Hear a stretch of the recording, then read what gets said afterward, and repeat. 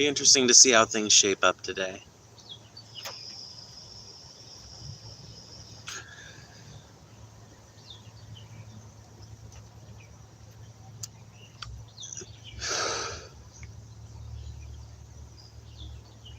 On the first day of Christmas, my true love gave to me a partridge in a pear tree. On the second day of Christmas, my true love gave to me 2 turtle doves and a partridge in a pear tree. Good morning, Sophia. What's up?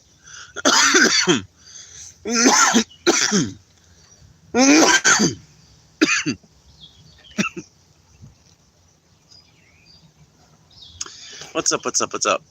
Yeah, it's the 3rd day of Pride Month. June the 3rd. Good old 3rd day. Pride Month. Good old, I don't know what we'll talk about today, although there is a slew of, news that we can go over, but honestly, a lot of it I just kind of skimmed over. I didn't really read much of it.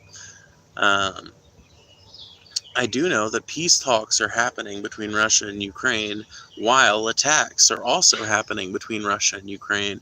And I guess that has sort of made me question my ideas about how war happens, like how the war and the peace process exists and how it happens. Because I always assumed that if some kind of like offensive action was being undertaken by a given nation's army, I've always assumed that had the direct underwriting of whatever leader of that country was in charge at that time. But now I'm beginning to think, well, wait a minute, did they just give like general orders and then the people in the military just follow that until such time as...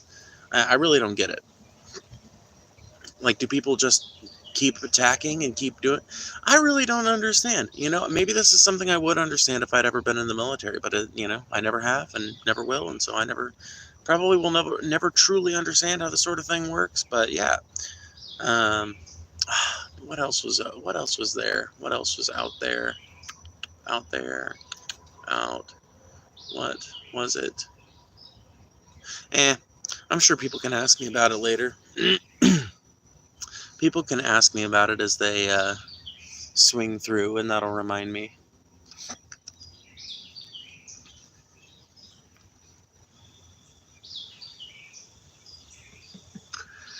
I did read something about the Dutch government collapsing, so that's interesting.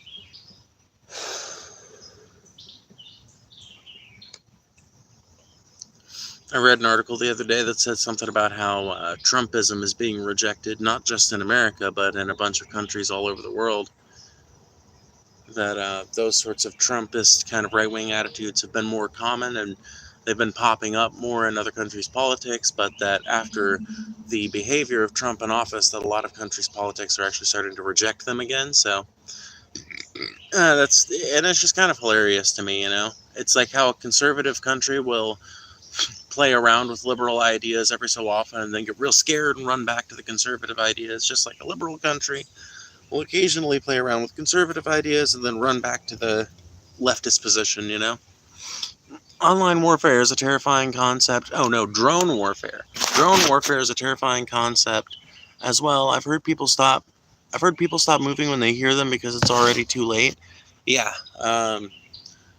Drones are fucking terrifying, as near as I can tell, to pretty much anyone who's had to deal with them.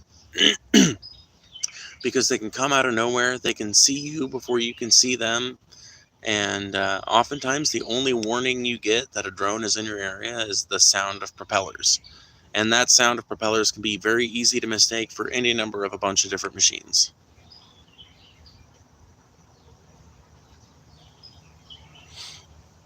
I like and subscribe. Well, thanks. Yeah, make sure the rest of you guys do that as well. Hit that like button, hit that subscribe button. It really does help. Every single time you hit that like button is another chance for this stream to get even more interesting by virtue of the chat becoming larger and more participatory.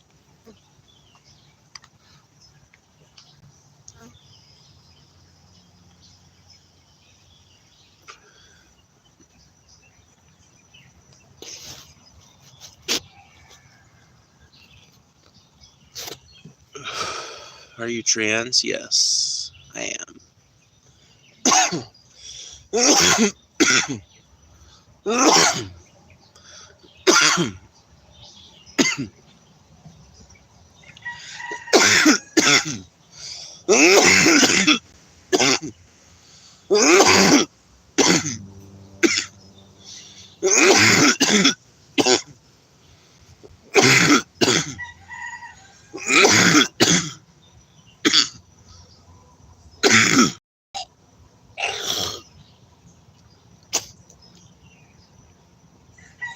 I look like a victim of what?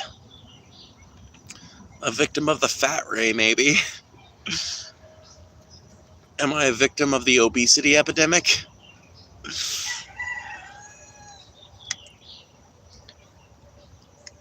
God damn, foe. What? Listen to that manly cough. There's no such thing as a manly cough. Nobody sounds good when they cough. If you're a cis woman listening to this and you think effeminate cough, no you don't. No you don't. Women sound just as fucked up and tuberculoid as men when they cough. I love that, dude. I love this idea that transphobes have that literally every single thing that someone born with a vagina does can be differentiated in some way from every single thing someone born with a penis does. It's the most absurd fucking thing ever. According to the transphobe mindset, men are these ultimate, unimpeachable beings that can lift anything and can run anywhere and have the loudest voices and everything else, right? And women are these small, effete, weak, like non-participatory members in society. And so the minute you start violating one of those many standards, one of those many arbitrary and confusing, by the way, standards, people start freaking out. But ultimately, I am just a representative of a growing trend, my friend. There are going to be millions more people like me in the future, and you're going to have to learn to deal with us somehow.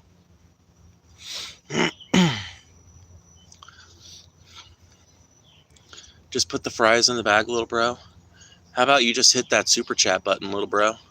Just send a $10 super chat, little bro. It's fine. You're chill. You're good. No, there won't, never. Well, then how do you explain the fact that there are more trans people now than there were last year? And there were more trans people last year than there were the year before that. And there are more trans people over the last 5 years than there were in the last 10 years cumulatively before that.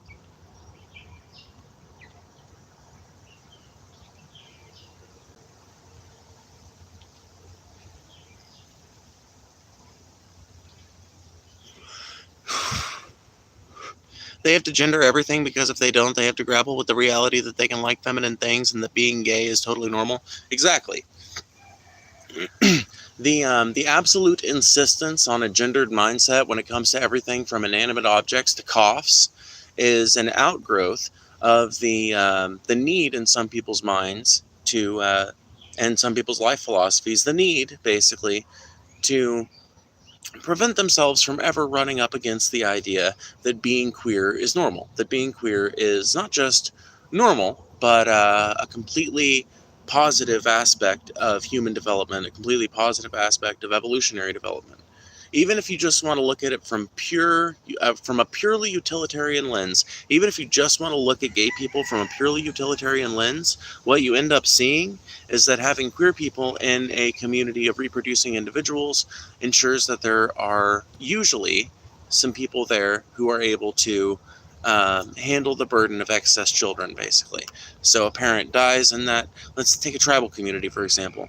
You've got say 5% of that population is queer. If there's 100 people in that tribe, you've got 5 queer people. And let's say that they're the type of queer people that don't ever end up reproducing. They're same-sex queer people or something like that. So you end up with a group of 5 people in this tribe that can't have kids, but it actually works out because they're young people that can't have kids, but that are still intimately involved in the running of the community. And so if a parent dies, if somebody falls in battle or is killed by a bear or something like that, there's no crisis. There's no crisis of who's going to take care of this, this extra resource or this extra consumption of resource. Like, who's going to bear that burden, right? Because if you're just looking at it through a purely utilitarian lens, that's what you end up with.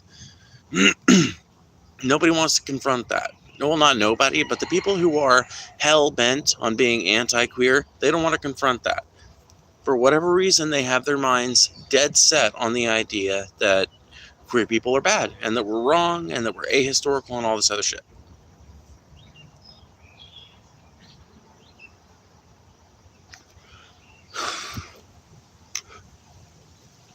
What in the world is this? The most interesting stream you're going to find at this time of day on these types of fucking algorithms.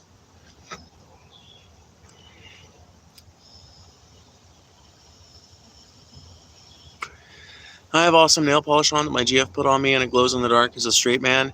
That's fucking awesome, and why shouldn't I let her paint my nails if it makes her happy? Because you are violating the deeply, deeply held and deeply precious gender mores of some moron on the internet that you've never met, obviously. Because you should be living your life around the dictates of morons on the internet, obviously.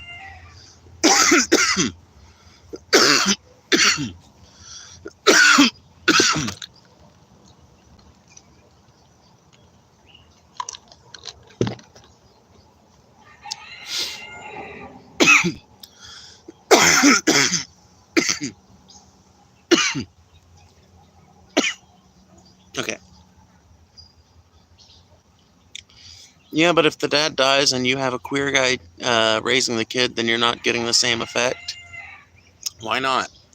What can a straight man teach a kid that a gay man can't teach a kid? In fact, some of the best dating advice I ever got as a trans woman who is bisexual and interested in both men and women, the best dating advice I've ever gotten in my life has all come from either lesbians or gay men. Not saying I'm not saying every gay man gives great relationship advice, because that's certainly not true. But I will say that on average, the advice that I've taken that has led me to positive results has usually been from gay people. And that's the only fucking area I can see where straight men and gay men might have a different approach to things. Because when it comes to a lot of things, it's just a matter of skill, honestly. What the fuck, bro? Do I have a lighter on me somewhere? No?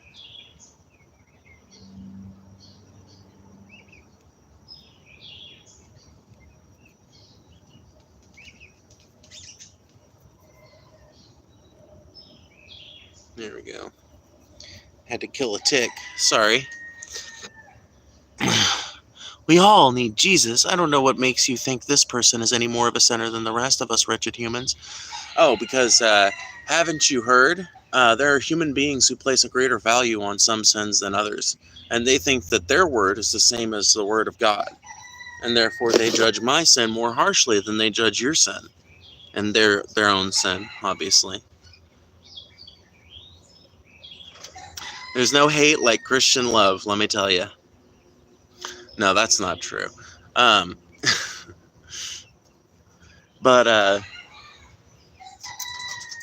or is I might have gotten that saying backwards. It might actually be there's no hate like Christian love.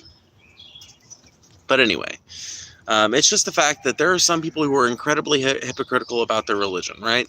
They believe that the things that they do in life that are not according to the fucking wishes of their Bible they're fine, because Jesus rose from the dead and forgave them of their sins and all this other shit, right? They've got a perfect exegesis to explain why they are morally righteous and why they're allowed to do all the things that they do that are sinful, but why I should be particularly aggrieved by my sin.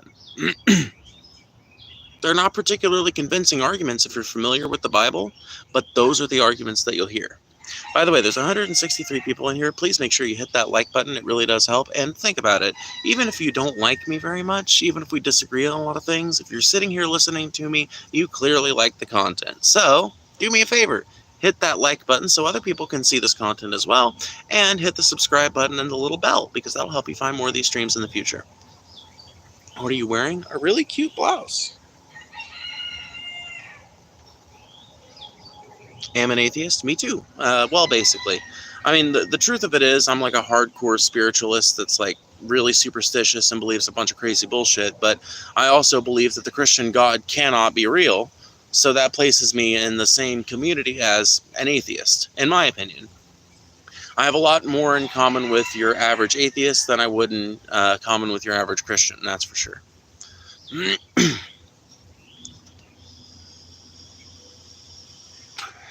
Pride is weird? Why? Pronouns? She, her, hers. I like you. I have issues with you, but your entire channel is about yourself. I have 2 issues with you, but your entire channel is about yourself. Well, yeah. I mean, you know, I'm a... what can I say? I'm a raging narcissist, you know? And honestly, my whole channel isn't necessarily about me. I guess it kind of is. It's all just me talking about different shit. But ultimately, that's everybody's channel. I'm probably just a little bit more honest about it. I definitely sell myself more as a brand than some people do. Like, when people think practical engineering, they don't think Grady Hill House. But when people think Phoebe, well, my name is the name of the channel, so it's natural to think about me when you think about the channel. But there's plenty of shows where when you think about the content, your first thought is not the person who makes it. And when a lot of people think about my content, their first thought probably is the person who makes it. So, yeah, there's a distinction there. But I don't know that it places me in that different a fucking group than your average YouTuber. I think maybe I'm just a little bit more forward-facing about what I'm doing here, which is ultimately bullshitting with you guys, right? You guys bullshit with me, I bullshit back. We have a good old bullshit conversation, and at the end, maybe we've learned something, maybe we've lost a couple of brain cells, but at least we had a conversation, at least we had an interaction, and human solidarity has grown from that, But ultimately, I think the things that I talk about here are pretty important by themselves. What is that? What is what? Ghosts are real. Yeah, see, like there's some superstitions that I'm just not 100% on, but ghosts, I don't really know how to feel about them. I'm not going to say that they're not real, but I'm not going to say that I have a good, an experience where I'm sure that was a ghost. There's been a couple of times when something has happened in the house and I've looked all over for an explanation and couldn't find one, but that doesn't mean that it was a ghost. There's been times when I definitely saw something and was like, huh. But I never got the impression like, that's a ghost, You hate Jesus? Yeah, I don't hate Jesus. I actually like Jesus as a figure quite a bit. I like Jesus quite a bit. It's the Christians that I can't stand. And even them. I can stand them. It's just the hypocritical ones that give me fits. Jesus, please help Gaza kids. Yeah, somebody needs to. It would be nice to get some. It would be nice to get some heavenly intervention in Gaza, wouldn't it? Wouldn't it be nice to get some heavenly intervention in the land of, in the land of Galilee?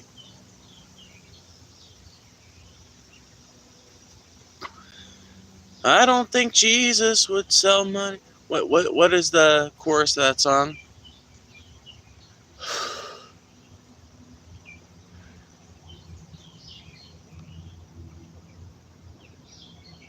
Because I don't think Jesus would send gunships into Bethlehem or jets to raise the town of Shimmeries.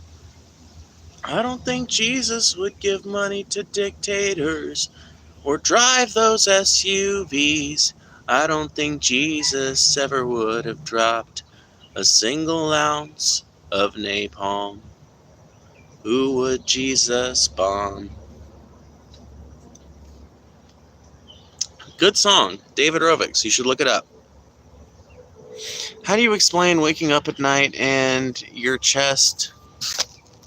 How do you explain waking up at night and your closet door swings open and a purple tricycle toy flies out? You probably just set it up somewhere that you weren't thinking about very, very intelligently, You probably just set it somewhere you weren't thinking about it very hard. Or, think about this. you could have had a dream where a purple tricycle flew out, right? You could have had a dream where a purple tricycle flew out, and then another dream where you put it back or something, but you only remember the first half, you know? There's all kinds of explanations for that don't involve a ghost throwing around a purple tricycle in your room. Everyone's a waste of oxygen, you fools. We all need Jesus. Well, no, I wouldn't say we're a waste of oxygen. That sounds a little rough. I don't think we're all wastes of oxygen. I think that's a very pessimistic kind of way to look at things. I feel like it goes even further than pessimism. I feel like it goes to like just a downright sadistic kind of place. It's like, and I know you only said that in response to someone who's calling me a waste of oxygen, but still, like, in response to that person, in response to all people who use that kind of rhetoric, it's just anti-human. But then again, these days, isn't there so very much of that? Isn't there so very much anti-human rhetoric going on these days? It feels like it's the norm now, not the exception.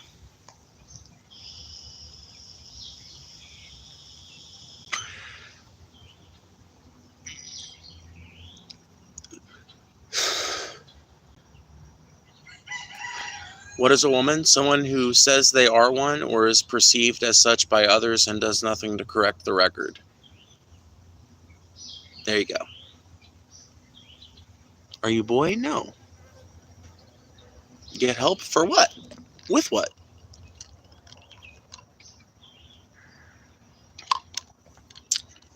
It's not a very good question if I can answer it with a single sentence and come up with a more succinct and cogent answer than anything that's ever been spit out by a conservative.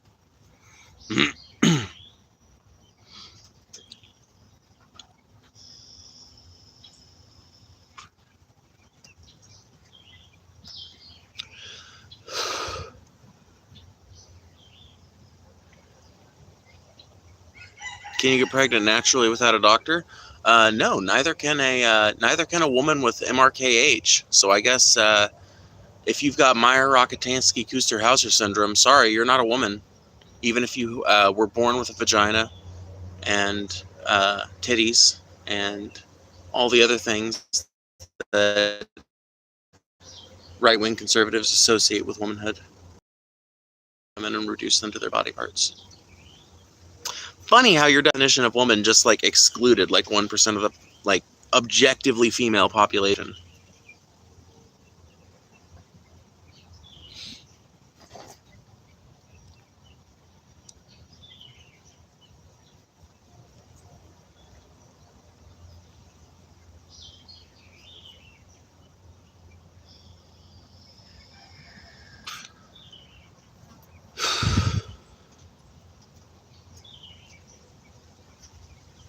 The exception confirms the rule. Okay, so women stop being women when they become old then, right? Under that definition, women stop being women when they become old. Answer to that.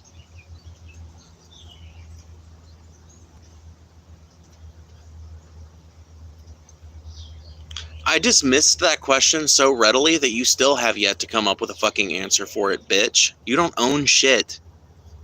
You probably don't even own the patch of land you're fucking typing to me from. So shut the fuck up, bitch.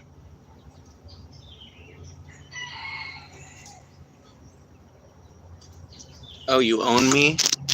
Watch how much you own me. Owned. Look at that. Look what ownership looks like.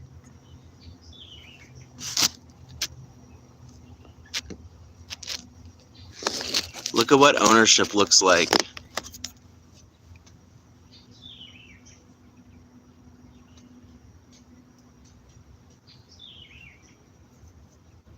The fact you're responding just makes it worse. I'm sitting at 243 viewers right now, which means 243 people are sitting here watching me. I don't care what reason they're watching me for, friend. I make money on it. Now there's 386 people sitting here watching me. And there'll be more, because you motherfuckers literally can find nothing better to do than to talk about me. It doesn't matter. They can laugh all they want. They can laugh, and I will take their laughter right to the bank. That's the beautiful thing about it. Is like, all you have to do to rage bait these days is be trans. Like, and I've been trans for 5 years. So as soon as I figured out, wait a minute, I can monetize this shit? Like, it doesn't have to be like entirely a negative thing outside of my own introspection and the validation of my family members. Wait a minute, what? It's actually like introduced a good side to being trans when it comes to like the social perceptions of the like wider society, you know? It's the best thing you can do if you're in my position. If you're like a trans person who feels like society is like kind of against you right now, and you're dealing with like an influx of hatred and bigotry, and you're like, how the fuck can I deal with this? Monetize it. Because number one, you will find out very quickly just how stupid your average bigot really is. Like, you will find out so quick just how retarded the average anti-trans person is. And you can make a couple $100 on it a month. More if you keep trying at it.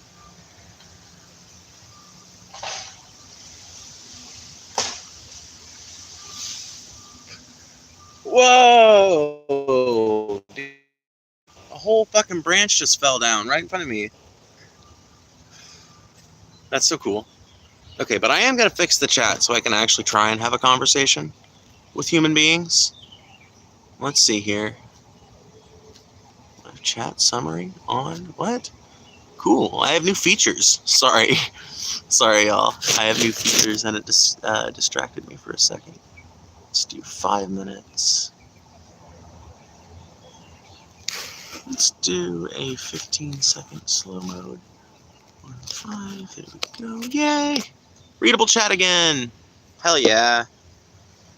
Probably take a few minutes for some people that just subscribed like a couple minutes ago to have been here long enough to be able to chat. But hey, we can endure that to have something that we can actually pay attention to and read and respond to and have a meaningful conversation on the basis of. Damn, that was crazy. Dude, it gets like that in here. Like I said, there are people out here that are literally so fucking bored with their lives and so fucking unoccupied by anything real that they have nothing better to do than to sit around and pay me to hate me. But how can I hate that? How can I be mad at that? And how can I respond to that with anything but derision? What a pathetic position to be in, right? But some people put themselves in that position, and I am more than happy to take their super chats and their super thanks and their member signups and their ad watches. More than happy.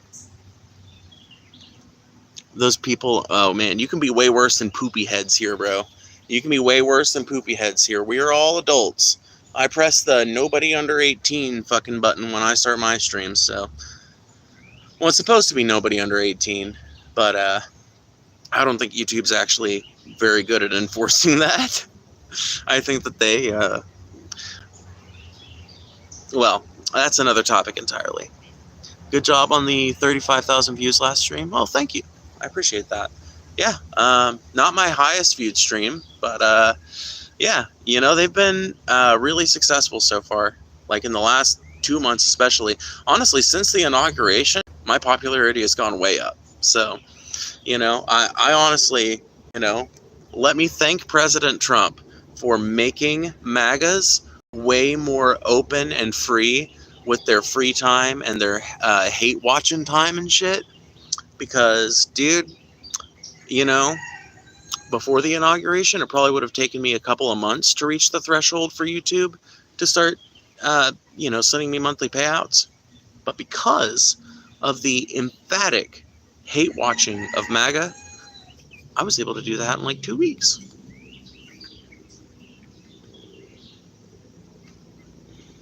Pretty damn high, in my opinion. Yeah, I mean, it's not like amazing yet, but it's getting there. It's getting there. Every stream we do a little better, usually. Not every stream, and that's a lie, but Every stream we take a chance at doing a little bit better. How about that? I mean, right now we're sitting at 415 people, and it wouldn't surprise me if we top out somewhere around 600 today, you know? But speaking of the 415 people that are sitting here watching, thank you for watching. Please make sure you hit that like button. It really does help. Every single time you like button is another chance for the stream to even bigger and even more popular and even more interesting, which is the big thing, by virtue of its chat becoming more expansive, despite the restrictions that are currently in place to make sure that people are actually engaging in good faith. So, in furtherance of that, please hit that like button either by double tapping your screen or hitting the little bar over here, or consider contributing in the chat with an interesting question or commentary on the things we're talking about, whatever you want. Just respect the vibe. That's all I ask. And like, be readable, original, and interesting. That's the rules. Hi, Phoebes. Talk to Ed here. Just wanted to say hello very quick and give a hug from Norway. Talk soon. Aw, thank you. Thank you, Ed. I appreciate that. What's your new name? Ilarian? I can't really read it. And you deserve it. Get all the bread. Well, I'm not making great money on YouTube yet, but if I keep up my current rate of growth and expand to other kinds of content and I can get people to engage with that as well, then I could see myself making a living on this in a couple of years, honestly. It would be really fun. It would be really cool. I would love to. Like, honestly, I would love to be able to do this as my main job because I can work that in with stuff around the farm way fucking easier. That into content. One of the things I want to do is me and my want to do a channel that is about the farm, just exclusively about the farm, and that would be so fucking fun. And after this channel is big enough, it would be so easy to send cool people over there, you know, like have some teaser videos available to members only. That could be a cool thing. Excuse me. By the way, I have memberships open, and if we get enough members to where it justifies it, I will start doing members-only chats where just people that want to pay the $2 a month or whatever can participate, and it'll make things a lot more fucking readable in here. That's for sure. So consider signing up for that. I'm also going to be. I'm in the process of making up some scripts right now, and. You know, even though I don't have great recording equipment, I might start doing some long-form videos again, because I miss doing those. I don't know if it's just me, but I can't hear. It's probably... There you go. What is that called? An endorsement, a direct audience endorsement. You know, like a live review. Based on that, you should all hit the subscribe button and the little alert bell right now.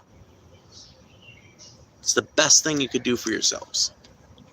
Do you have any pets? I have more pets than I know what to do with, my friend. Well, no, honestly, most of them aren't pets, but you know. Let me make sure. Is my connection good? Okay. You guys would tell me if my connection was bad. Hello, I want to ask something if you don't mind. Yeah, please, go ahead. No one subscribing, buddy? I subscribed. That was hilarious, dude. Timed better if I tried. There is not a single thing I could have done to time that better. Had to subscribe to send that message. I know, dude. It's the fucking most hilarious shit. No one is subscribing there, buddy. Subscribers only mode, 5 minutes. Yes, buddy. Not only are they subscribing, but they're subscribing and sticking around. How about that? Is it all right if I am allowed to comment on something inherently political? Yes, of course. We're talking about all kinds of political things here. And most people ask without asking, just because the audio cuts out every once in a while, but it's okay. Well, let me try and fix that real quick. Here.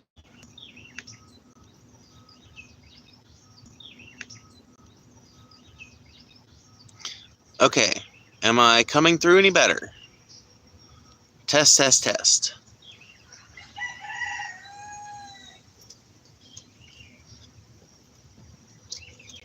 Test, test, test, test, test. It works? Yay! Good. Yeah, I figured it was connection issues, because, I had my Wi-Fi turned on and it was trying to connect in the Wi-Fi in the house, but my data signal is stronger where I'm at than my Wi-Fi signal is, so fuck it. Let's turn the Wi-Fi off so it'll stop trying to compete between the two, which is a really stupid fucking thing. I really wish Android would figure that out, because it seems to me like it would be way fucking smarter for your phone to decide which one to prioritize and hold that for like 10 minutes, and then reanalyze and decide which one to prioritize, and then hold that for 10 minutes. You know, and just repeat that process. Oh my god, there's a female card. I think it's a female. Oh, there she goes. Sorry. I had a yellow-breasted warbler moment. God, it's so cool. I'm pretty sure there's a mated pair living around here, though. There might be a couple, actually. Anyway. Oh, Valerian, Ted, I'm not sure which you want to be called, but you don't have to worry about banning people if you don't have the time, because I know you were talking. It sounded like you might be in a rush earlier, so you don't have to worry about cleaning up the chat if you ain't got the time to. But, shush, don't tell me to shush, bitch. I will bitch slap you out of here. That's just on principle. I'm the one with powers of speech and silence here, my friend. Thank you, love you, bye. Oh, you're welcome. Bro, subscribe for 5 minutes just to leave hate comments. Dude, you know what? Like I said, though, hater views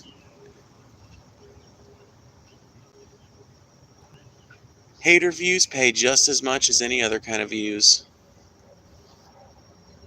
Hi, buddy. Are you okay? Okay. Hating on trans people will not get y'all anywhere. No, it's not going to make your wages no longer stagnant. It's not going to make your rent keep going. It's not going to prevent your rent from going. Why can I not talk? It's not going to prevent your rent from going up. I guess living on a place where we own our own land has kind of fucked my brain up. I can't even talk about renting anymore. No, I'm just kidding.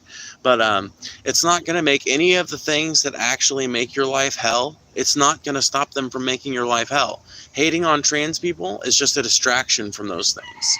The thing you should be pissed about is not the fact that there's a trans woman sitting in it.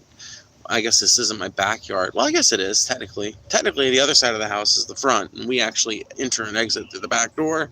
So I guess this is technically the backyard, but it's also the yard with the driveway, which makes it the front yard, except in some American households, the driveway is in the back, but it usually starts in the front, so I don't fucking know what part of the yard I'm in. I'm in some part of my yard, under some beautiful shady trees. Beautiful shady trees. Just a wonderful, like, I think they're all, I think they're called water oaks, I believe. Water oaks. But they're just beautiful. They're huge. They're old. You know, like they're not old growth, so to speak, but they're old. They're very old trees. Actually, getting to the end of their lifespans now. They've probably only got a few seasons left in them, which is really fucking sad because they've been here for, well, you know, a couple hundred years, as far as I know. Anyway, but yeah. Like, there are way, way, way more important and pressing things that are on your case and that are on all of our tables than some trans girl sitting under the trees, under the shade of trees in her yard, talking shit about politics and people in her chat. You know, there are way more pressing things that there should be. Like, if you look around at the fucking planet, and you look around at the problems that face your country, I bet that we can, all of us, collectively, think of about 52 things that are more deserving of your attention than me. But good luck convincing some people of that. Here, I'm going to switch chairs because I feel like the fact that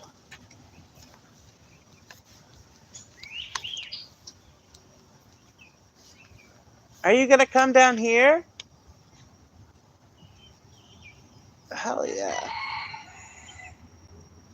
Oh, I feel like the fact that I've got the phone faced that way is one of the reasons why it's appearing like it is. I also wonder, here's this. Let's try this. This might be a little easier for me to read. There we go.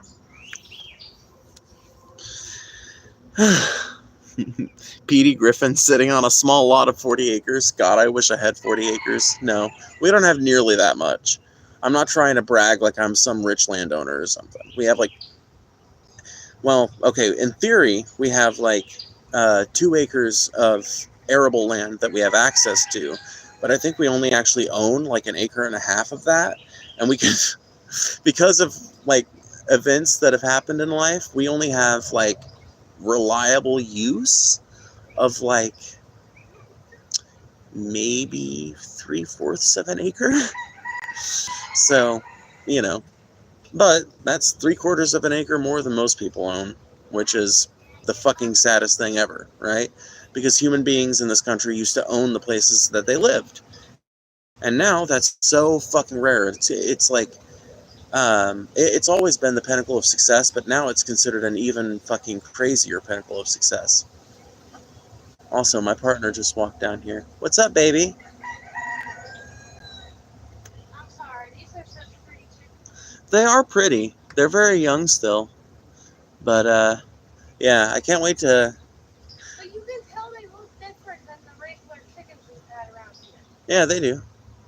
Something, I don't know what it is. I think it's their legs or something. You know what I was thinking about, though? What?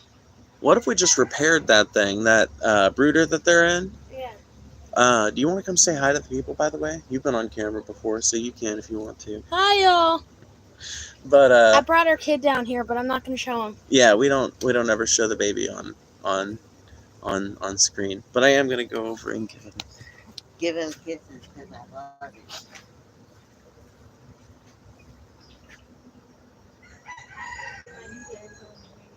Has he been down here yet? Yeah.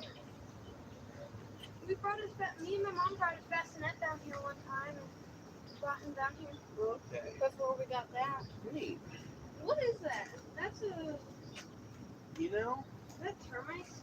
Not termites. No. That's that is actually the biggest crawfish nest I've ever seen.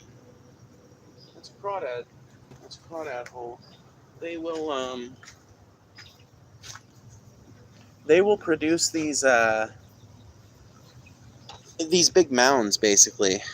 Usually they're not that big, though. Usually they're like little cones. Usually a crawdad mound in the type of lowland we live in will be just a little mound like that. Very, very conical, very concentric, but that one's huge. That one, honestly, I thought it was just a big old turd. But I didn't know what from, so I thought, like, there's no way it's a turd. And then I saw the other side of it, and I saw the hole. Well, after I saw the hole, I knew it was crawfish related.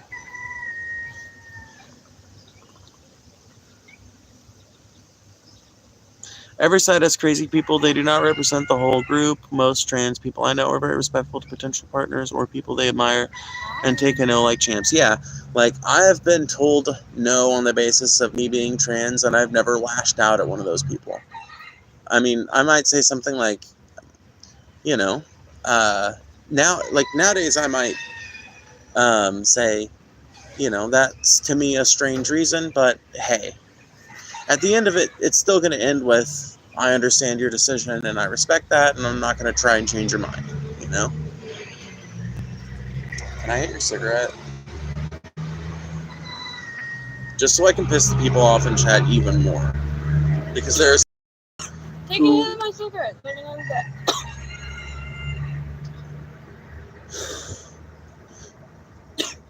What? Nothing, you're a spitfire.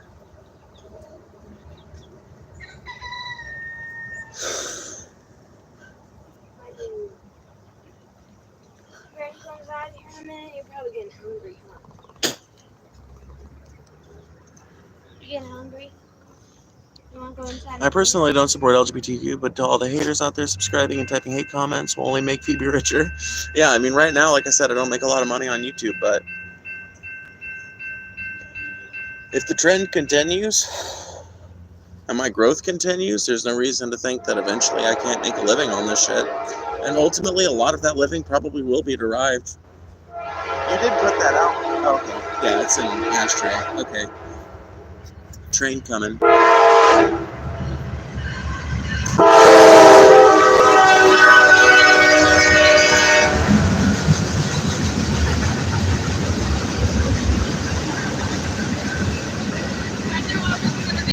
get them inside quick enough. So Yeah. Best thing to deal do. with this part. It's just the harm that gets him. Right.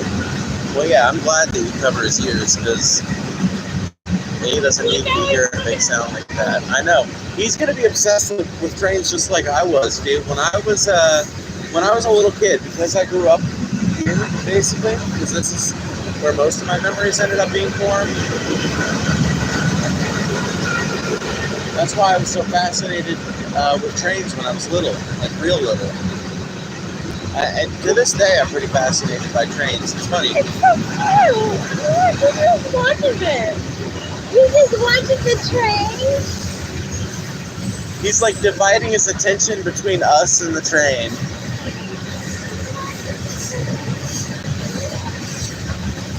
Sexual preference isn't the same as transphobic? No, I don't think it is. There are some people. Babe, what do you think about this? If because do you still identify as trans? Would you say? Yeah.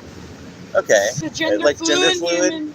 Yeah. As a gender fluid person, not every person who identifies as non-binary, gender fluid, agender, anything that's besides the binary transgender, some of them do identify under a trans umbrella. Right. Some don't. Right. It all just depends on the person. So, I do. What I was going to ask then is, how do you feel about someone who's like, let's say you ask somebody out and they say, no, because, I'm not really attracted to trans people. Would you take that as transphobic?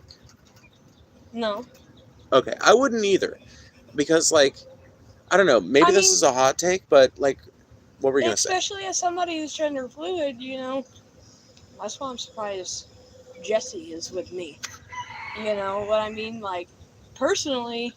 Jesse would be their other partner, my metamor. Yeah, anyway, with me, as somebody who's gender fluid, I don't mind dating one person who calls me my god name and then other people who call me Silas because it gives me that gender affirmation where I can act feminine with one person and act kind of non-binary and manly-ish with some other people. Right. It gives you that opportunity to express the full range of the gender spectrum that you feel like you identify with. That makes sense. And, if somebody who isn't attracted to trans people told me, hey, I'm not attracted to you because that's, I get that because of, my gender identity ranges. So, if a guy wasn't comfortable with it, because sometimes I feel like a guy and it would make him feel like he was gay even though he wasn't, I wouldn't take offense to that. Right, because you can be a lot more masculine than most women, so some straight men might not be super attracted to that, and some,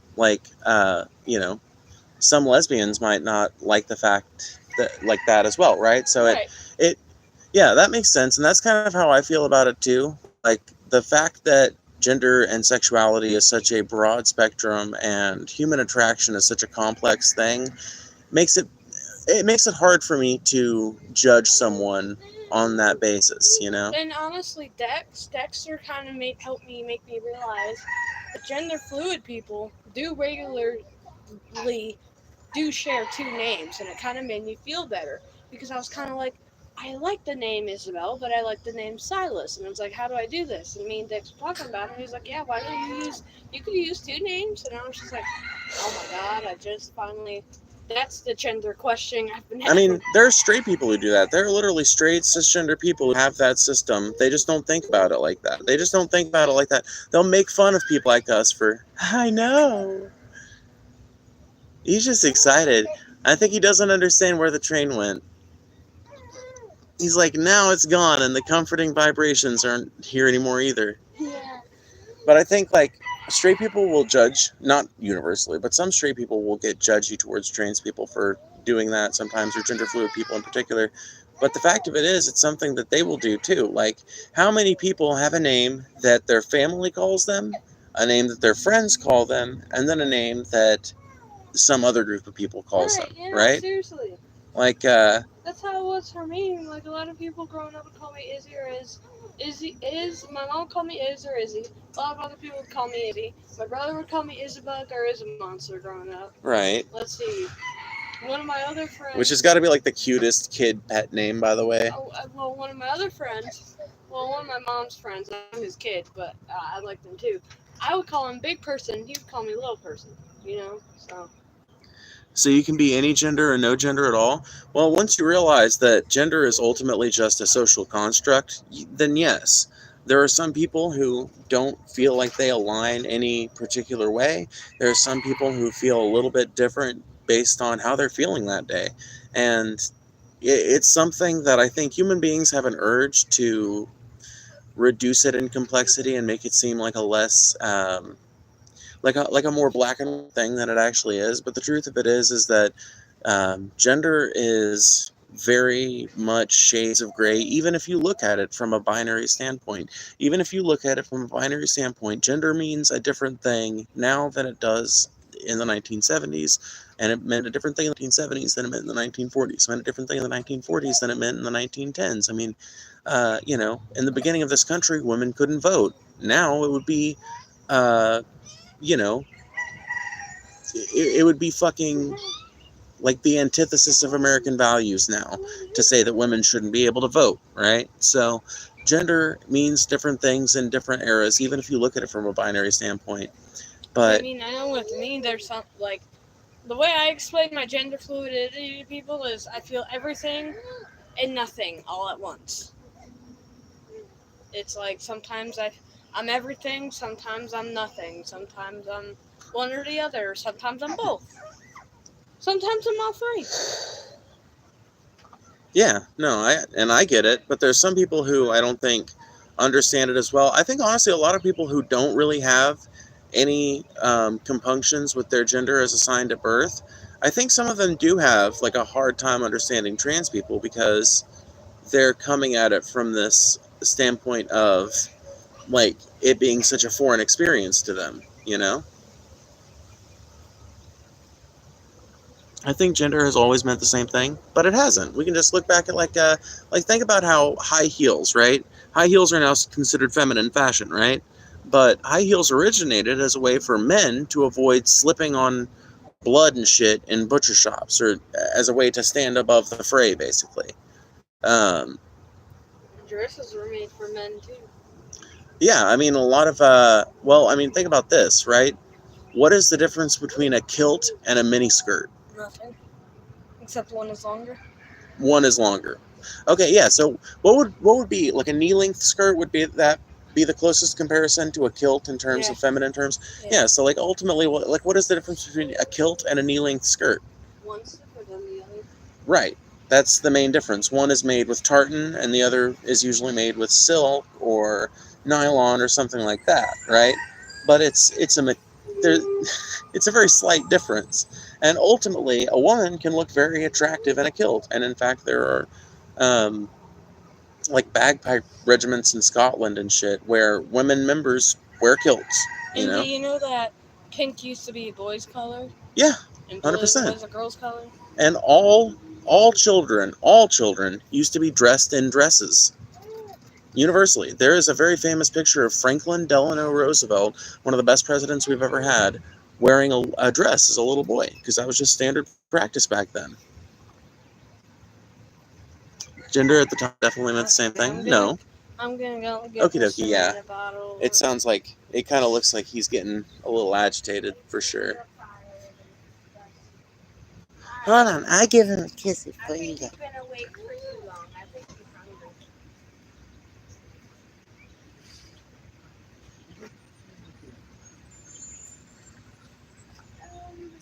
I love you too. Thank you for providing your commentary as ever. Oh.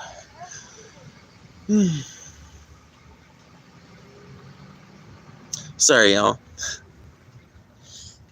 Actually, I'm not. My kid comes first. I kept watching him, and at first he looked pleased as punch to be down here, especially when the train was coming and going through.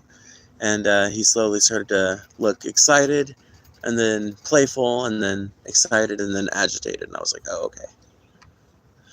So, anyway, gender at the time definitely meant the same thing. Yeah, no,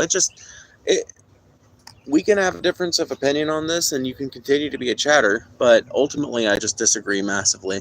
Gender means a completely different thing, whether you're talking 18th century. Okay, let me put it this way. Gender as a concept is the same thing. It's an arbitrary set of behaviors that we assign to people, or that is assumed about people based on how they present, right?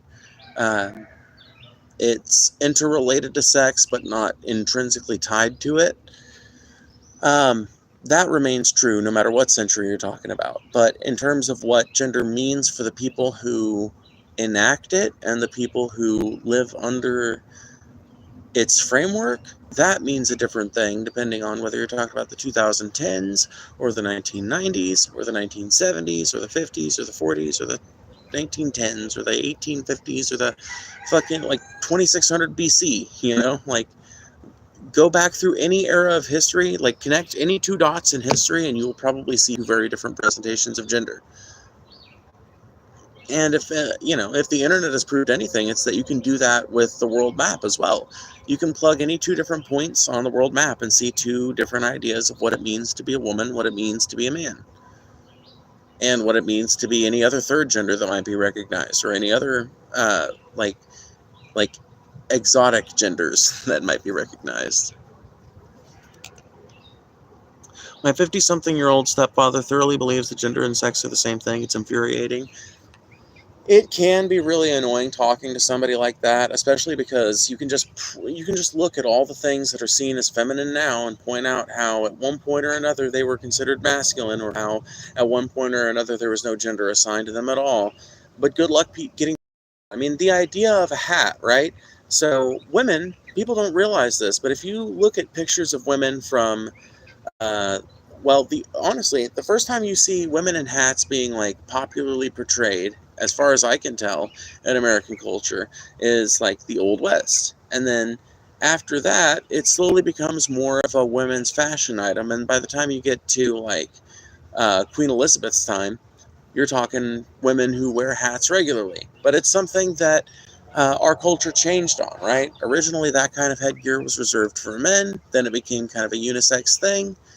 Now, honestly, I see more women wearing hats than men, even to this day. So, it's the thing, it changes with the tide. People want to simplify it, but I think that's just because we want to simplify everything. Like, dude, listen, we want to simplify everything, dog. What makes you think we would be different about this? What makes you think that this is the one thing that human beings have oversimplified that is actually as simple as we've made it out to be? What they're wearing has nothing to do with their gender? It does, though. Because what a person is wearing is one of the fundamental things a person uses to determine what gender they think a person is.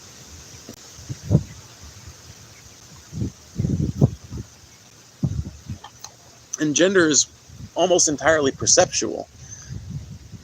And it has almost everything to do with public perception, too. Because you don't have x-ray eyes. You can't look into someone's pants and tell whether they have a penis or a vagina.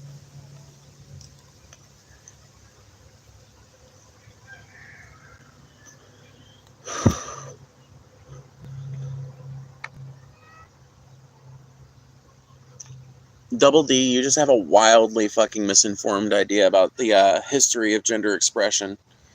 Like, what you think of as masculine is not...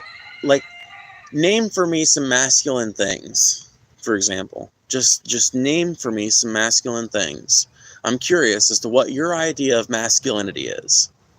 What is being masculine to you? Misinformed? Yeah. And I'm going to demonstrate it, but you have to humor me by telling me what you conceive of as masculine.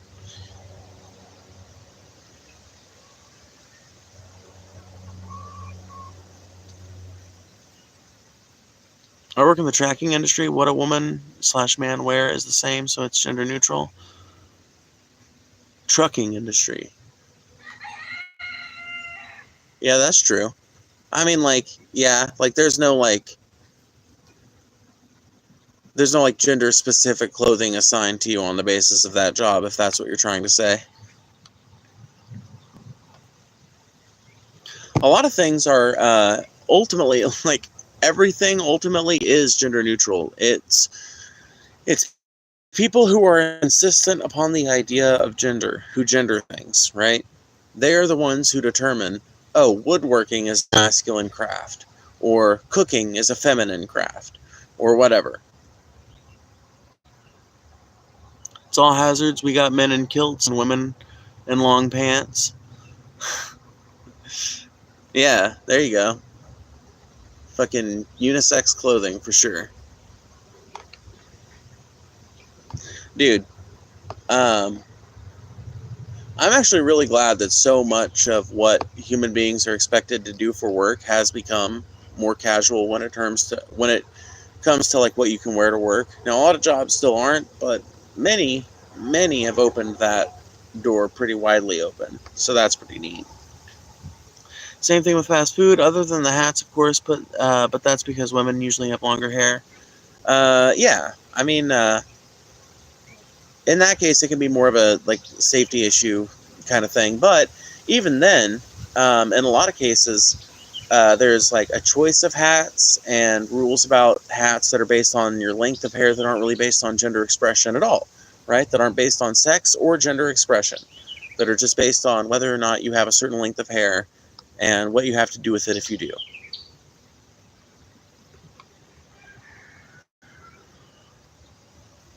Oh, you're just going to dip after I ask you a question. Right on. Well, good job showing that you aren't able to argue the fucking topic that you're bringing up and you're so passionate about. Because I've responded to every comment of yours that I've read, and because I'm not agreeing with you, you're dipping out of the conversation, which makes you a pussy. But far be it from me to talk you out of being a pussy. What was the question? What do you define as masculinity? Pretty simple question.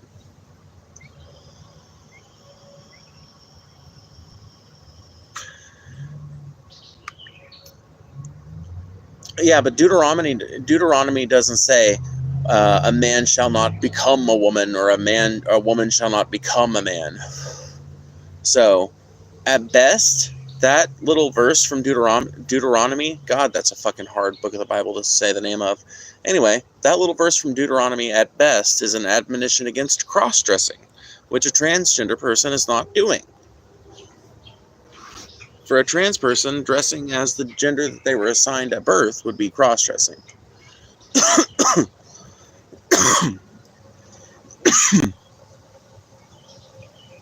I stand for people being people. I'll die by that sword no matter who I discuss with. Yeah, I mean, I want people to be their authentic selves, no matter what that means. No matter what that means, no matter how appalling I might find that personally, I want people to be themselves. I want them to be their fucking real, authentic selves.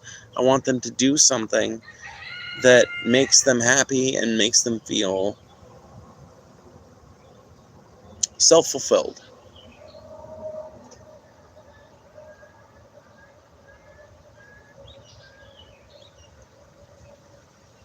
To me, masculinity is being a father, a husband, and a brother, and leading by example in those roles and responsibilities. Yeah, but what does that entail, right? Because you can see how that could kind of be a little vague, right? I get what you mean by those things to a degree. I know what I associate with a good father, a good husband, a good brother, right? But your idea of what you associate with that might be different, right? My idea of what I associate with a good father would be like caring, humorous, responsible, um, smart, let me think here, clear-headed, physically and emotionally strong, but emotionally vulnerable enough to self-reflect. When it comes to a good brother, I think of many of the same traits, but add on maybe a little more humor and more of a loyalty kind of aspect, right? When one thinks of a husband, they think of everything they think of when a brother, plus an association of love and like sexual prowess, right? But your idea of what it means to be good at those things might be completely different than mine, right? If you want to be trans, your partner gender fluid, and your baby being a baby, good for you. It impacts my life in no way, but me supporting your choice in a positive way might make a difference. Yeah, I mean, 100%. And in my opinion, it makes a positive difference. Because, like you said, it impacts your life in no way, but it impacts everybody's life if people are being hateful to other people for no reason. Because the more people are being hateful to other for no reason, the less time we're spending focusing on the real fucking problem, focusing on what really fucking ails society in terms of massive problems. Like, the more time we spend talking about gender politics, the less time we spend talking about the politics of economy, you know? And the fact that the richest 1% in the United States are utterly dominating the poorest 99%.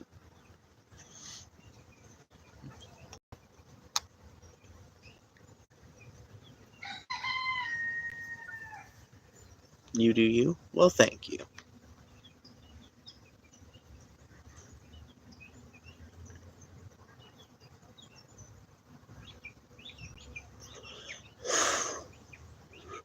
That's a pretty bad recital of Leviticus 18:22. I believe it reads, "Man shall not lie with a man as one lies with a woman, for that is a sin to you." I believe that's how it's actually written in the King James Version.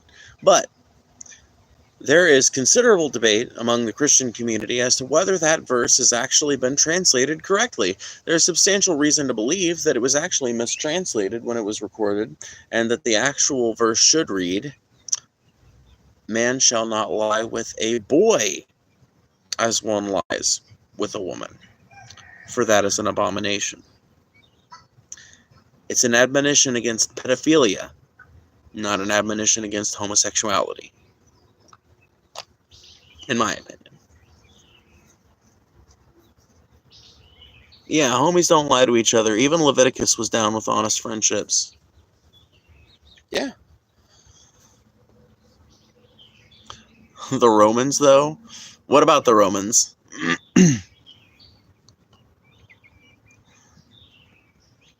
Oh my god, Chris, you can, proselytize all day long, but this is not... Oh man, you realize what you're engaging in is meant to reinforce your faith, not to spread it to me, right?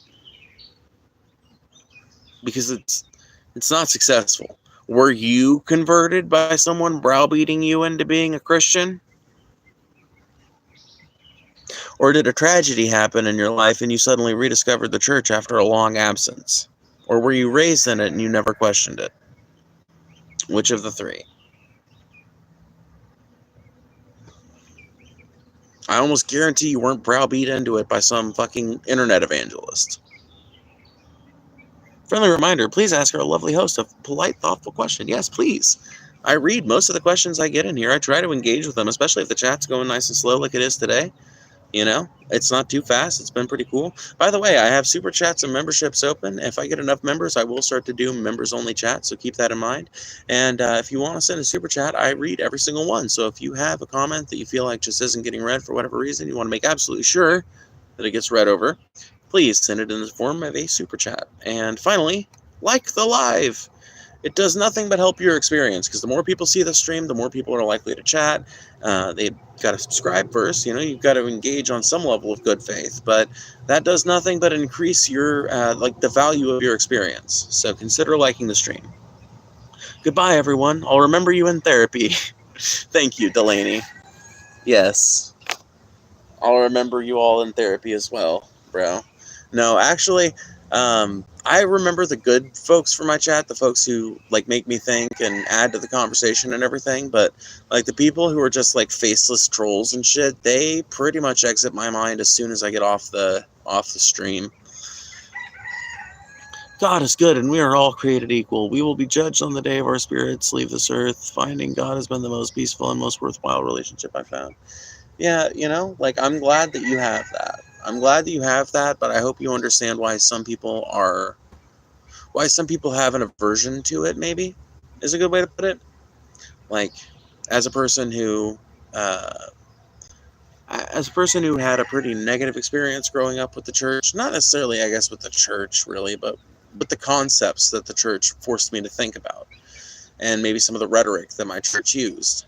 The church itself, it wasn't like I was touched as a kid by the church or anything like that. I mean, I was touched as a kid, but not by the church.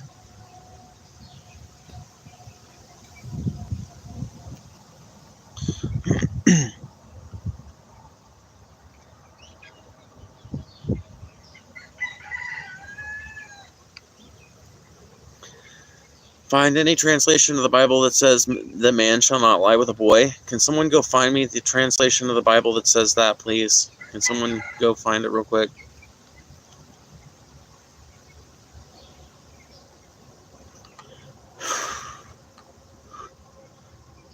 Do not push religion onto others. God asks that you spread the word of Jesus, yes, but he also asks that you be kind, basically, yeah.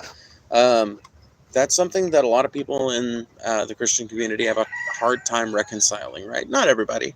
I've definitely met and know some Christians who are not proselytizers about it, who don't feel the need to bring it up in every conversation, who don't look at everything through that lens, and who, as a result, don't judge people super harshly as a result of it. And honestly, I do know a couple of Christians who do look at everything through that lens, but also don't judge anyone harshly because of the way that they interpret the Bible. So there, I think, are definitely ways to be a good Christian, to be a Christian who lives closer to the ideals of Christ than I think the average Christian does. But it's the fact that the average Christian doesn't that makes things so fucked up when it comes to America's relationship with Christianity, right? Because I think that there is a good silent majority of Christians that are what I would call good Christians, that aren't judgmental, that aren't coming on people's lives to proselytize to them and everything, but they're a slim majority. I would say they're like 55%, maybe 60%, and then there's a good 40% made of varying types of people and distributed differently in different areas, but that are just like hardcore evangelists about it. You know, not only do they look at everything through that lens, but they're super hypocritical about it, and they can't stop talking about it, and they want everyone to go to church with them, and they want everybody to fucking... And it's just retarded. It's pointless, because you are never going to win someone over that way. The only way I've ever seen an atheist be won over to Christianity is either they came in contact with some wonderful Christian community that wanted them around despite all their weirdness, and they were like, okay, you know what? I like this community. Fuck it, I'm going to do the religion thing again. Or a tragedy happened to them in their lives, and they found God as a fucking outcome of that. I think the first is preferable. I think it's best if Christians display Christ and honor Christ through their actions. I think the best worship a Christian could engage in is feeding the poor and helping the hungry and the sick and the homeless, as Jesus instructed. Yeah, it looks like it's most commonly studied that Leviticus was mistranslated from the original Hebrew.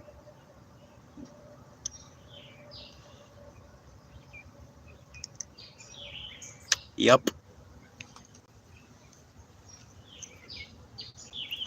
I didn't make it that way. It is that way.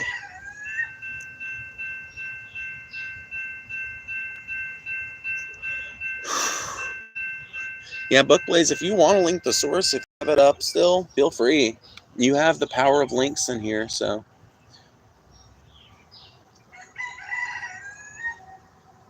I've never pressed or pushed my beliefs onto my wife or kids or anything. Well, you could argue that you saying what you were saying in chat earlier was kind of pushing your beliefs, right? On the one hand, you might have just been describing how you feel about religion, but on the other hand, it's also something to think about, right? Does that qualify as evangelism? Does it qualify as proselytizing? I don't know.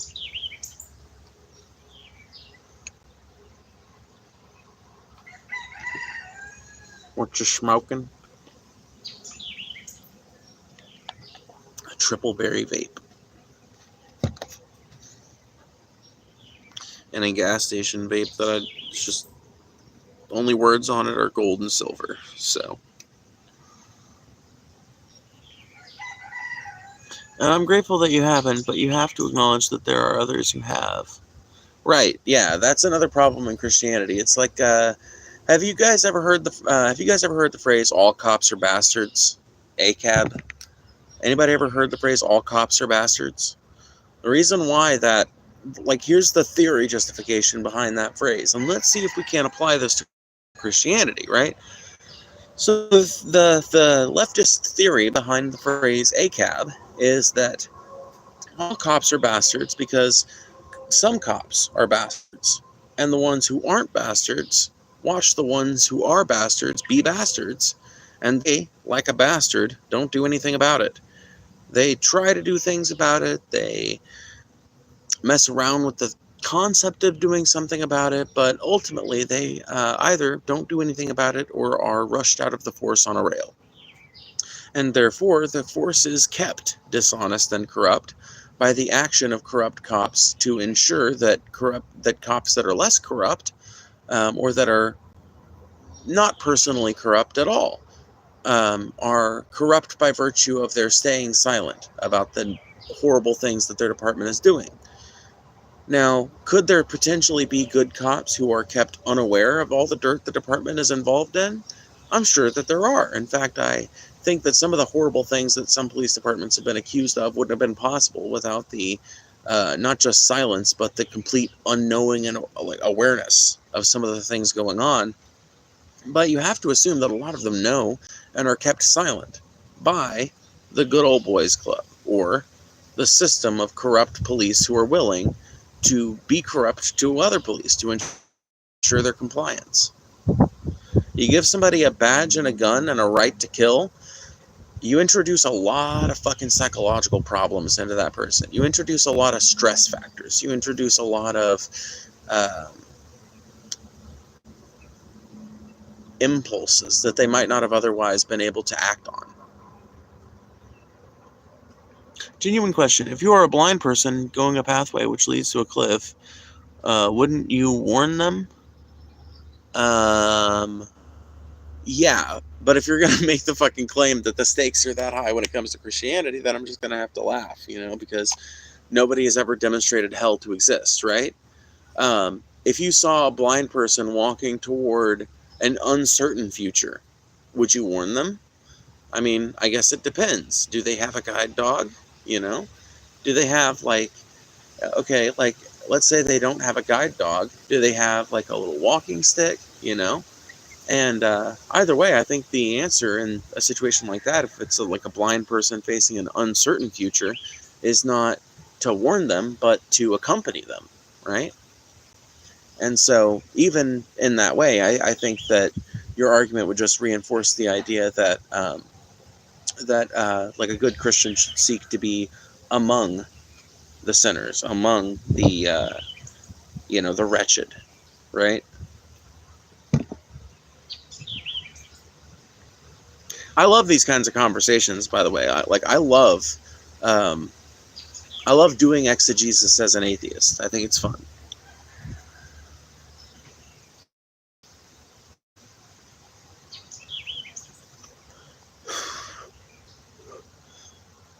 It is a horrible analogy, but you know what? It's not the worst analogy I've ever heard. I get what they're going for.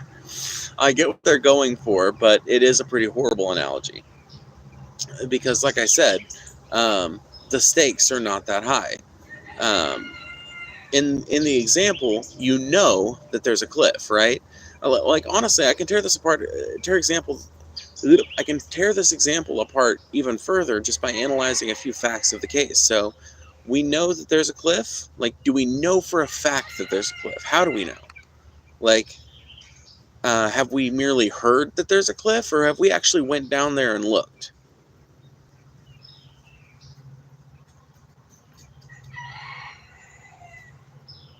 June is Men's Mental Health Month. It's also Pride Month, and it's probably fucking Biscuit Month, and it's probably fucking Oak Tree Month, fucking all kinds of months, bro. We got too many months.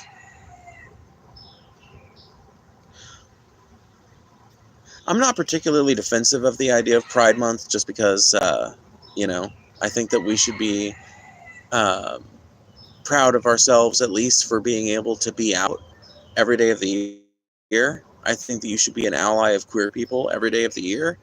I don't think that, I don't know if it's effective to kind of reduce it to a month, but I also understand that it helps because, like, pride parades being coordinated in the same month makes them easy to plan for.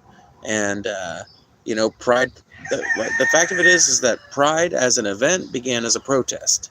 And if it's to continue as a protest, which I believe it will, especially given that we're in the second Trump regime, or whatever you want to call it, given that, I see pride returning to its kind of protesty roots. And if that happens, then I think it makes sense for it to be coordinated in June. I think that's fine. I get the idea. But I'm not super defensive of the idea, I guess. Would you say wanting to be trans is tied to men's mental health in your experience? No, I wouldn't say so. No, because there are plenty of men who are fucked up in the head royally and don't have... Honestly, maybe, but not in the way that you might think. In my opinion, if there's any tie between them, it's that there are many, many men who have been pushed and kind of forced into a bunch of roles that they don't really see themselves in, but they don't know any other way, because everyone in their fucking social group would isolate them if they ever picked up what they saw as a feminine hobby. Even if they didn't isolate them, it would be an object of derision. So think about how many straight men might secretly be interested in cooking more than just barbecue shit, but they don't dare go out of the bounds that their wife has set for them, because they don't want their wife to think less of them, or they don't want their bar buddies to think less of them, or whatever the case may be. It's a fucked up thing, but think about how many chains people are in, especially men, because women don't really have the same chains of gender. Like, women can be way more open and expressive about the different things that they want to do. Like, a woman working on a car does not get called a man usually. I guess honestly she does if she's like a lesbian or queer in any way usually, but like a straight attractive woman working on a car is like, although, you know what, that's true of men too, honestly. Like, look at Gordon Ramsay. Gordon Ramsay is loved by everybody, and he's a straight cisgender man, and he cooks, right? But everybody loves him, right? But he's also, like, he's pretty hot. So, like, what can you say? Being attractive, honestly, being attractive is kind of like a cheat code for a lot of things. So, maybe that wasn't a great example. But if they're tied in any way, I think it's in the converse direction from what you'd probably imagine. I think it's the fact that men are expected to occupy all of these different weird gender roles, and I don't think a lot of them actually make a whole lot of sense. And I think that there needs to be way more room for men to be expressive in ways that they want to be, whatever that means. Hey, if you're the type of person who is really genuinely satisfied by bodybuilding and working on cars and woodworking and or metalworking, whatever the case may be, you go do that. I'm happy for you. I'm glad that's the thing. Fucking, you do you. But I think that there needs to be room for people who don't feel that way, for people who are more, gender questioning.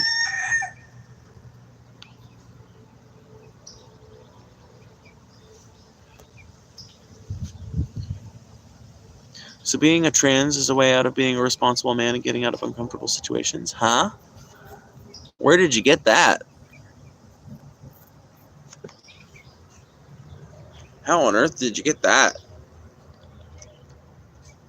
The point is that our expectations for men and people should expand to fit how people actually are and express themselves, not just arbitrary showboat gender normative rules. Exactly.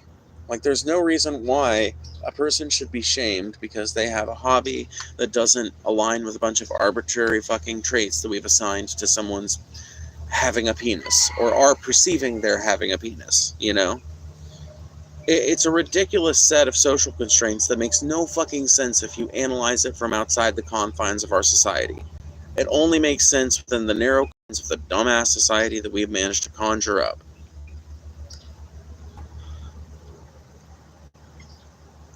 people faking. Nah, dude, I don't even think that happens, bro. I do not think that happens. Maybe that happens every so fucking often in big cities where queer people are like way, way, way widely accepted. But like honestly, most queer people complain constantly about the amount of like negative attention that they get, and I don't know. I don't think a lot of people do it for attention unless you think that they're just, you know, like unless you think that like 10% of the population or some shit has like a humiliation fetish or something like that, and I don't think that's the case. You know, like there are some people who thrive on any kind of attention. I'm one of them. I don't detect that in a lot of other queer people.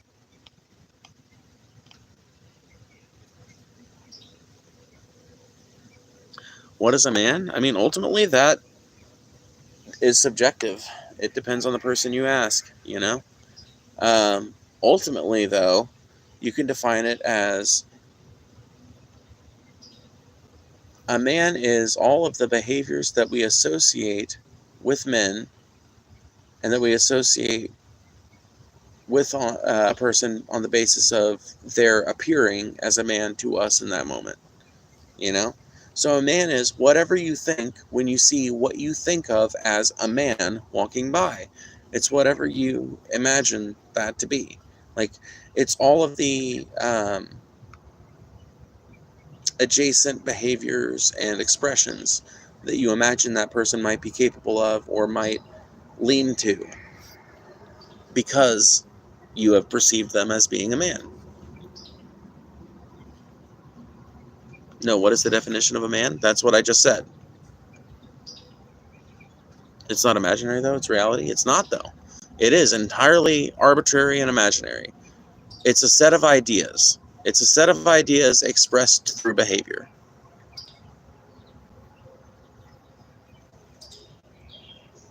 Like passing trans people prove my point.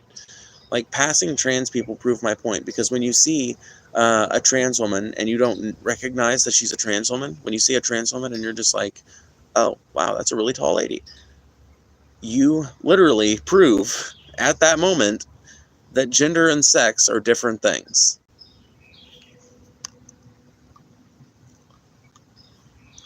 What is the biological definition of a man? Well, there is no biological definition of a man. You would be asking, what is the biological definition of a male?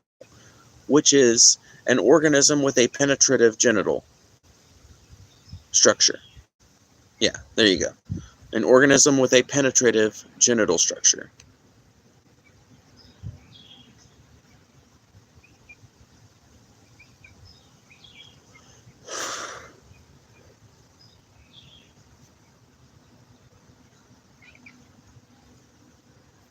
What are chromosomes? Are they imaginary? Chromosomes are sex. Well, they're tied to sex. Even chromosomes aren't as fucking black and white as your high school science textbook led you to believe, though. Even that's more complicated than it made it sound. But hey, we don't even have to go into that. Once again, you're referring to a sex characteristic, not a gender characteristic. Gender are all the behaviors you associate with someone on the basis of what you assume their sex to be. I will repeat that for those in the back of the class. Gender are all the behaviors and expressions you associate with a person on the basis of what you assume their sex to be.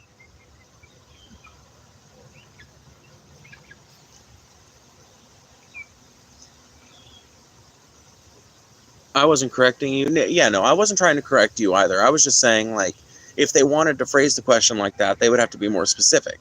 Because male and female are biological distinctions that matter in terms of anatomy and biology and physiology and things like that, medicine, you know. But like man and woman, those are gender terms. Those are fucking psychological. Those are made up. All of that shit is completely arbitrary. Changes from decade to decade. Look at the type of fashion men were wearing in the 70s and then tell me that you would fucking tell me that that shit would fly as masculine wear now, you know?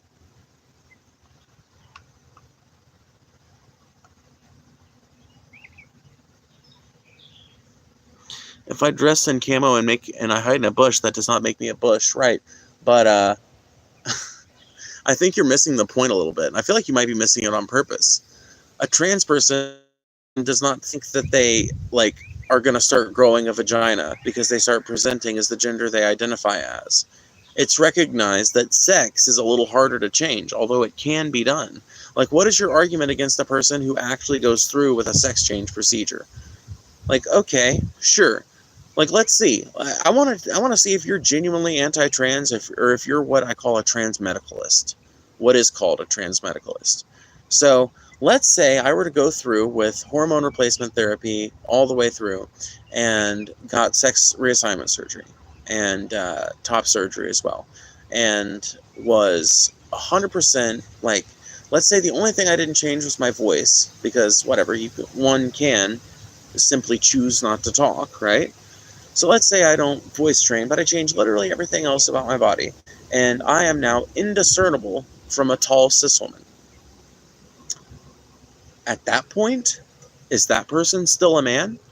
A person with a functional vagina, big titties, soft skin that doesn't grow hair, long, luscious locks? That's a man in your book? If that's a man, then why do you get on to people like me who violate gender norms? If that's still a man, why does it bother you when someone violates gender norms by wearing something other than what you think that they... Why is there even something that you think that they should be wearing?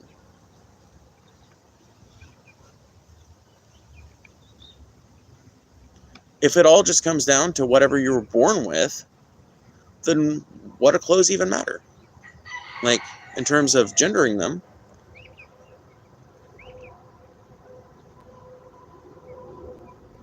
Can you give birth? Can you answer my question?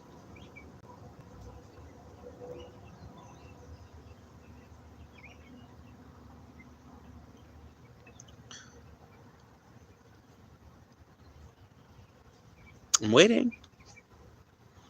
Somehow I doubt I'm going to get an answer, but we'll see. If you would like to keep that same opinion, no one can change it. You are no longer debating Earth.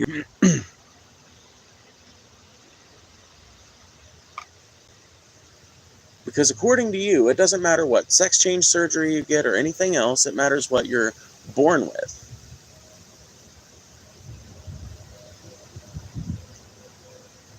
So it doesn't matter how you present.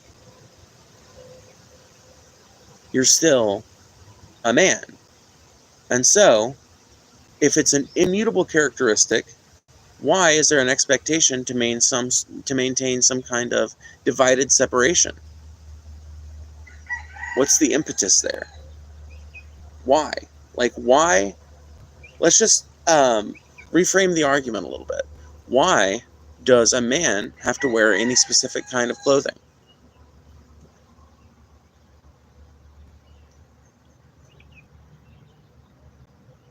I'm genially asking. Well, I am not going to answer the question because it's fucking pointless. No, I can't give birth. Neither can a woman with Mayer-Rokitansky-Kuster-Hauser syndrome or a woman over the age of 55 on average.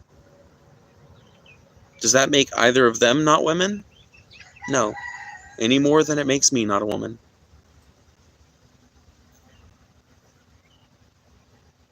So I've answered your question, now answer mine.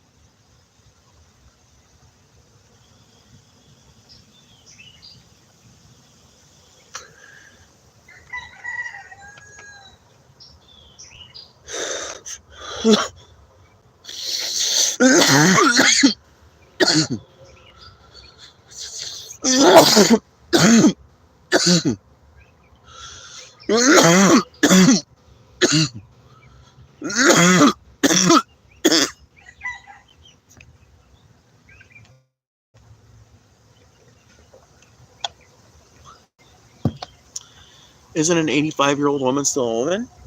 Not according to you guys. According to you guys, an 85-year-old woman ceases to be a woman because she can no longer give birth. And they're going to introduce all of these caveats because you didn't even think about that.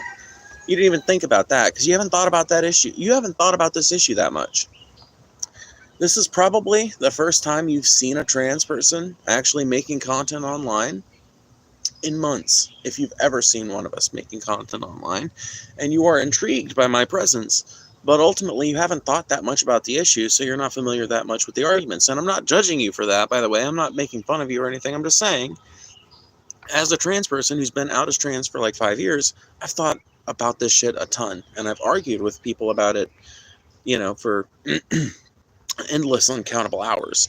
And so there are always angles on it that, I ask, and people are always confused by or don't have an answer for. Not always. That would be unfair. But people usually don't have a very good answer for them.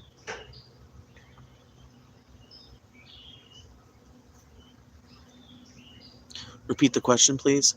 The question is, why, if gender to you, if man and woman is determined not by what you perceive someone as when you see them at the gas station, if it's not determined by clothing or anything else, then why does it even matter what clothing someone wears? Why does someone with your position care if someone is wearing the wrong clothes for their gender, if it all comes down to what you perceive them as being born as? So you perceive someone as being born as a woman, so you're like, okay, I'm going to treat that person like a woman even though they are clearly identifying as a man or whatever. So why does it even matter? Like, where does all the judgment in terms of like clothing choices and habits come from? I'm trying to illustrate something to you, and the thing I'm trying to illustrate is that gender is a behavioral trait, not a sex trait. Gender is not determined by what you are born with in terms of your genitalia. Gender is determined by the society that you live in. What gender is, what its limits are determined by the society you live in, the intellectuals that are allowed to express themselves in that society, etc. But it's a matter of psychology and expression. It's not a matter of sex. If it was a matter of sex, then gender conformists wouldn't exist. There would be no need for, if it was just a matter of sex, if that was the only delineation that mattered, there would be no need to reinforce it with gender.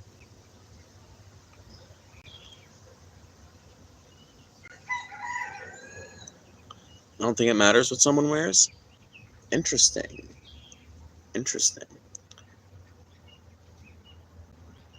So how'd you know I was trans then?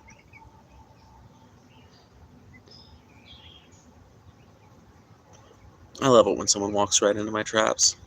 If a homeless man has to wear feminine clothing to survive, then there's nothing wrong. But if you have clothes and money and you choose to deliberately wear feminine clothing, then that's a sin. Right, so now we've got the religious angle again. Right?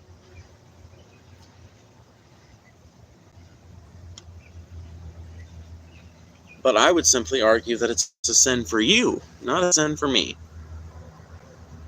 Anyway, I grow bored of this conversation. I appreciate it, but I think everybody else has kind of grown bored of it too, considering we're sitting at 10 viewers. So I appreciate everybody who's tuned in. I appreciate everybody who's chilled out, and I appreciate the conversation, you guys. It's been fun. Make sure you come back and check it out, and yeah, we'll talk again soon, maybe.